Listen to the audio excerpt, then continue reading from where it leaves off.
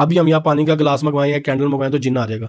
ये भी कुछ नहीं, सिर्फ हम लोग लाइटें ऑफ करके जिन जिन जिन बोलना शुरू करें तब भी कोई जिन्न आ जाएगा, तब भी कोई एंटिटी होगी हमें अपनी प्रेजेंस शो कर देगी। क्यों? क्योंकि जिन्नात हर जगह पे मौजूद है।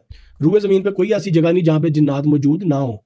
तो आपने उनके साथ इंटरेक्शन कनेक्शन नहीं डेवलप करना, आपने उनसे किसी किस्म का राब्ता नहीं करने की कोशिश करनी। इवन के किसी को आपने देख लिया ना तो आप उसको इग्नोर करें।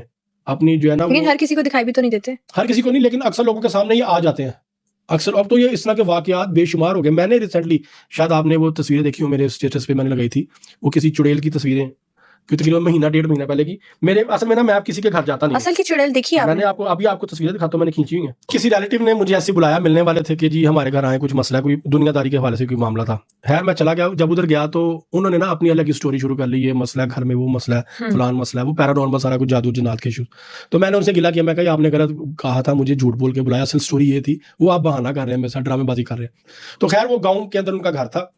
मैं तकरीबन 7 या 8 बजे का टाइम था, हम लोग वहां से वापस आए थे, मैं और मेरा ड्राइवर थे।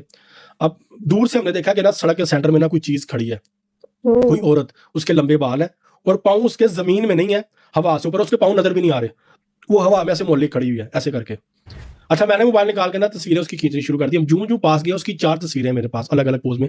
चौथे में तो बिल्कुल वाज़ेह है ना, वो ग्रे और ग्रीन कलर की, जैसे उसने कोई साड़ी सी पहनी हुई है, हल्का सा उसके ऊपर रेड टेक्सचर भी था। तो वो अब वो अपने वो जाहिर हुई सामने इस वजह से कि इस काम में तुमने नहीं आना, यहाँ से चुपचाप चले जाओ।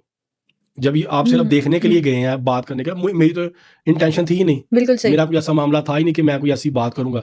लेकिन जब वहां गया और वो जो चीज़ जब सामने नजर आई तो मुझे यही था कि मैं अब मैंने वैसे भी वो केस करना ही नहीं था डील, तो मैंने उस केस को उनको रिफ्यूज कर दिया। लेकिन इस एंटिटी का सामने आने का मकसद ये था कि मैं ये केस ना लूँ, इस केस को डील ही ना करूँ।